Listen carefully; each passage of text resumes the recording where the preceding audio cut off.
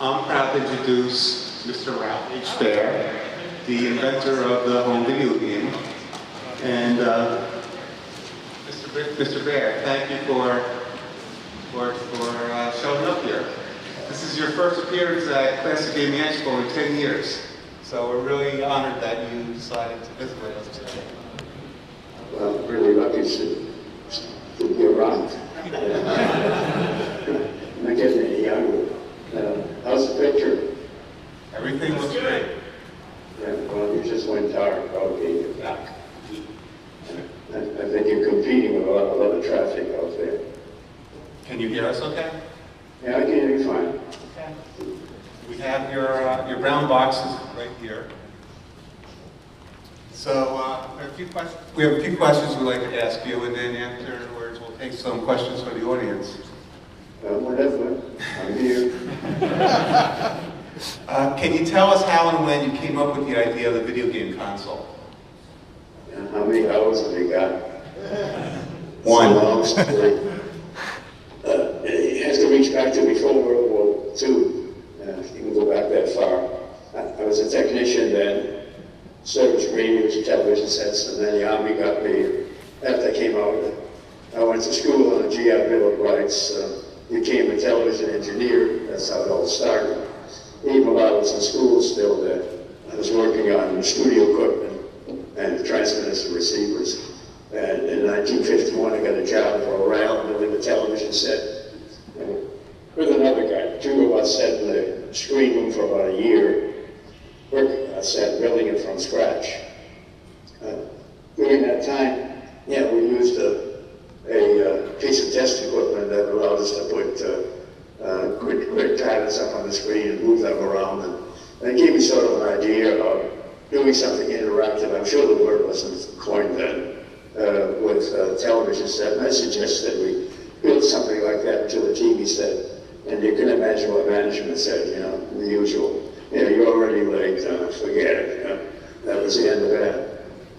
The thought of doing something with a television set other than clocking everything reoccurred in 1966. We thought we'd come into town and so we were to a client. The idea came back. I made some notes. The next morning in my office in Nashville, New Hampshire, at Sanders Associates, where I ran a division of engineers, about 500 engineers and techs and others. I made some notes. Those notes, about 4 pages of them. If you want to look at them, go to the Smithsonian website and type in Baer video games and all that stuff will come up. They have some 500 of my documents. They scan them all. Excuse me.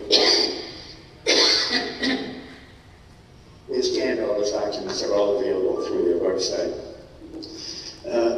Those 4 pages lay out the whole picture. Suggested a whole number of games, 2-player games, single-player games, black and white games, color games, based on very primitive circuitry, which is all we thought we could afford. Think back where the technology was in 1966. In the early days of integrated circuits, we just gone through 4 or 5 years of transistor circuitry, left vacuum tubes behind, and a lot of the stuff I built, even at Sanders, was still vacuum tube hardware. There were no such things as microprocessors. Computers were the size of a house and cost millions of dollars. So what I had to do, if I was going to do anything at all, is to come up with something very primitive and simple. But the idea was to replace watching Channel 3 or 4 or 6 or 7. We're lucky enough to be in a big city, maybe about 3 or 4 channels, with something other than the broadcast fare. So put a guy to work, a technician to work, set in a little room inside, put him in there, and the facility people wire up the bench for us and run in the top. An RCA, I think it was a 19-inch console set down on the bench, gave him a chair, a desk, a file cabinet, and we were to store by a plastic rifle, made a light gun on that rifle, put a spot up on the screen and shut off the screen and wipe the spot off, and that's how we got started. And we brought in the director development. He fired at the spot and got pretty good at that. And then he shot at it from the hip. He got pretty good at that. And he gave me $5,000 of direct labor and I think $500 or something like that for direct material. It wasn't exactly princely, although you have to multiply those numbers by about 5.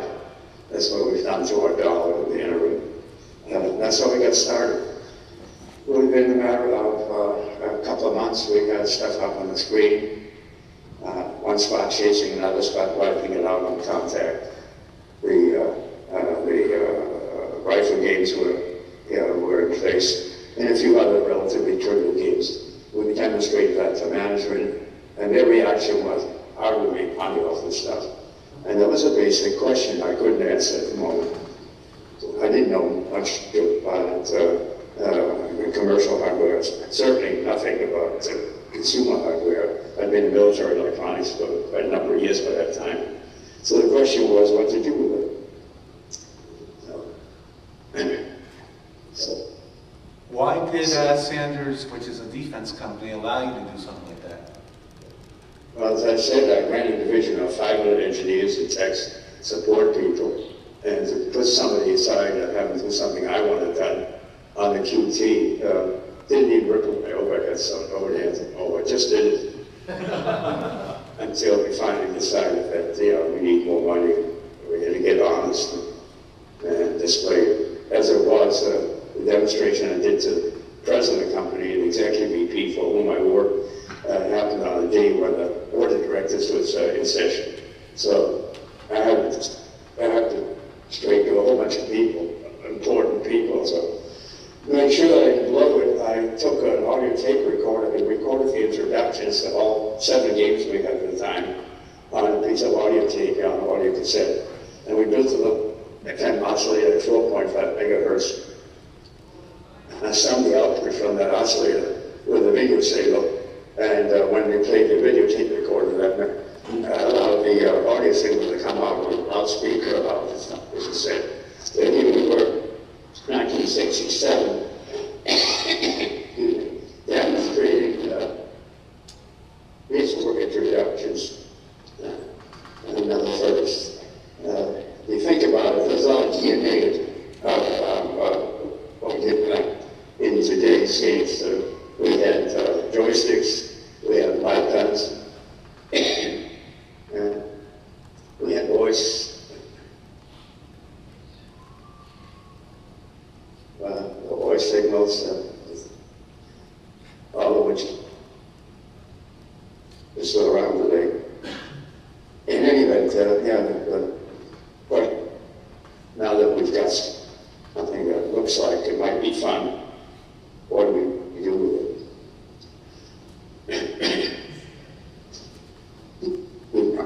Ask me a question of what theology.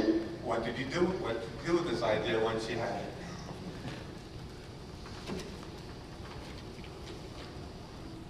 So it looks like we have lost it for a minute. We'll have to try to reestablish.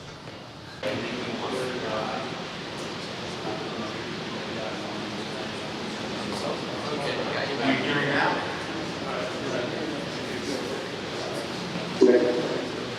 Technology is great as long as it works. It isn't all. Can you hear us? I can hear you fine. All right, welcome back.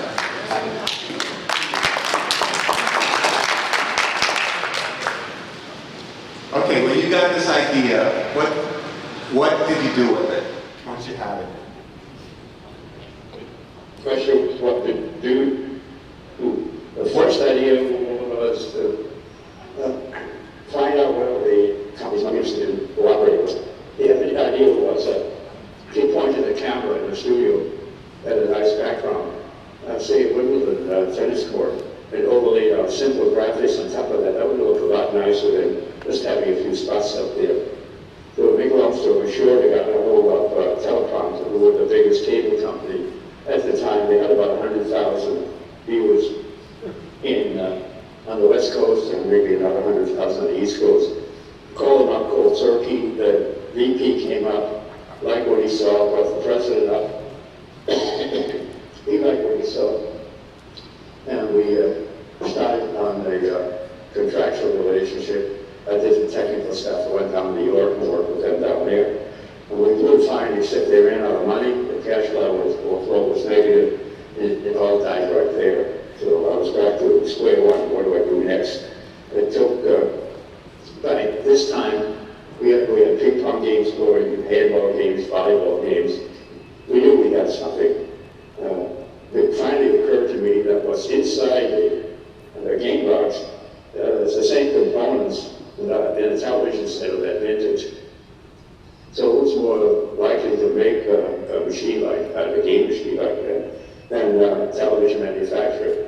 And if you remember, if you're old enough to remember, we made television sets in this country. Motorola, Sylvania, GE, RCA, Magnavox, quite a number of others. They all came to Nashua, New Hampshire, to my plant. They all liked what they saw. RCA began to negotiate. That got to be too onerous a relationship. We walked away from it. Fortunately for us, one of the guys in the RCA crew became a VP, left RCA, became a VP for marketing for Magnavox with his office in New York. He was so impressed with what he'd seen. He told the guys in Fort Wayne, Indiana, where the headquarters were, to call us in and make another demo. So we packed our stuff up, went to Fort Wayne, Indiana, demonstrated the games, and everybody made a long face except for Jerry Martin, general manager, who said it's a goal. One guy with vision, and that was the beginning of it. After that, it took the lawyers a couple of years to write an agreement. Meanwhile, we couldn't do anything. And towards the end of 1970 rather, we were finally in position to work with the engineers at Magnavox and Fort Wayne and get them started. And they had so little time to get into production that they had to basically copy what we had put into the brown box back in 67, 68. So here we are with a product that has a 6-year-old technology and a 7-year-old, 8-year-old technology in it, but it worked. Magnavox first demonstrated in May of 72, and by the summer of 72, production was available, stores were selling, and by the end of the year, about 100,000 games have been sold. And in 2.5 years, they sold about 350,000.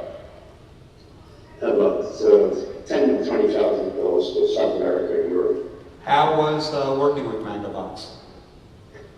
Well, it's typically the kind of situation you encounter when one person from one company tries to work with another company and tries to get into their what they consider their private activities. It was difficult. And for the first year, I worked with the product manager, Bob Fritchie, which reminds me, if you go to YouTube and type in Baer of Videogames, among the many videos you'll see, there's a 1973 television show. It's a game show that shows Bob Fritchie, the product manager, in a game show with a guest. Required to guess what he he was doing. He was playing a video game. Of course, the television set on the scene was turned so that the guests who were supposed to guess what was going on were looking at the back of the television set, and none of them guessed what was going on because in 1970, late 72 or 73, who knew about television games? The term video games wasn't coined until a bit later. We called them TV games at the time. It's a fun video. You have to look at it. Incidentally, those of you who haven't seen it, probably go and look at Bill Harrison had made playing in a black and white movie, Brown Box in 1967. And there are also other videos on YouTube that show me playing with guys like Alan Alcorn and Steve Wozniak and others that you might know. And in any event, I was working with Magnavox difficult. My tech worked with the engineers, and as I said, they job was to duplicate what we had done and improve it to the point where they can get by the FCC, which was a difficult thing to do. The FCC raised requirements of minimum radiation at second harmonics of the signal comes out of the machine, and that's always hard to read. Now we have learned how to do that. So Magnavox released the Odyssey, which was the first video game console. What impact did the Odyssey have on introducing video games to the world?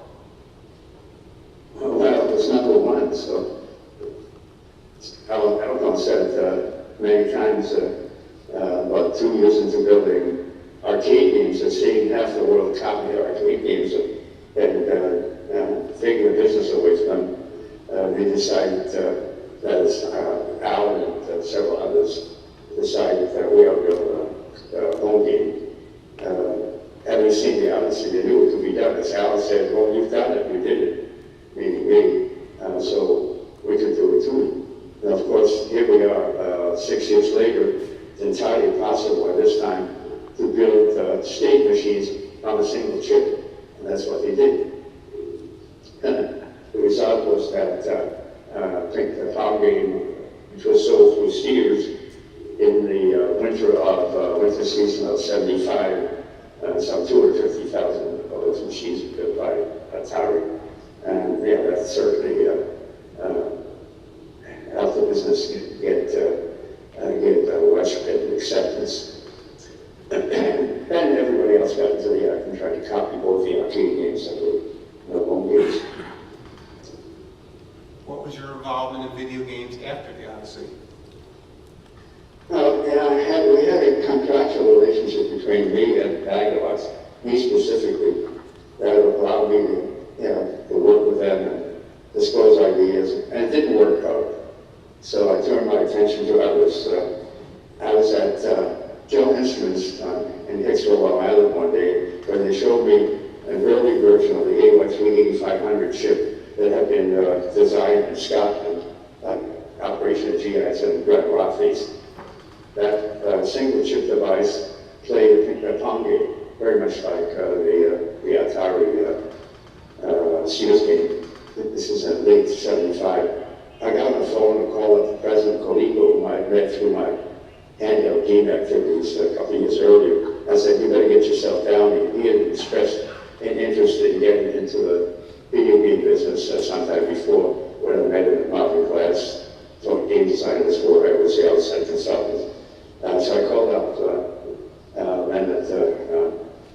and said, you better get out here, get on the list for deliveries of these chips, because they still have yield problems, and you better be on top of the list. He sent somebody, he signed a contract, and I then helped them with the problems they had with the FCC. And they were the first to put about $30 million worth of games out there in the marketplace. After that, we worked with Coleco for the next 2 or 3 years, I think, and helped them with the next generation games, including a triennial, some of you might remember, with a handgun light count in one corner, a ping pong game on the second side, and I forgot what was on the third side. It was a racing game. Yeah. A racing game on the third side. That's what it was. So that was my major involvement. I walked away from video games about 74, 75, because I got very much involved in interactive video. We tried at the time to enhance video games by using things like video discs to promote better graphics, and that was very difficult, very expensive. What it did lead to was introduction of interactive video using first videotape, then video disc, first analog tapes, and eventually CDs, into training and simulation technology. And finally that wound up in doing things like weapon simulation training and military training. So I got Sanders, my company, my old company, into the interactive video business. We did things like a trainer for the Army where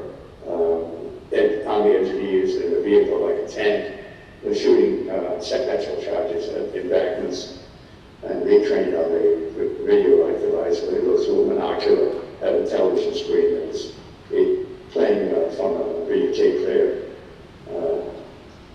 The computer we had at the time, that was far back in the 80s, that was an Apple II still. It was still the Apple age.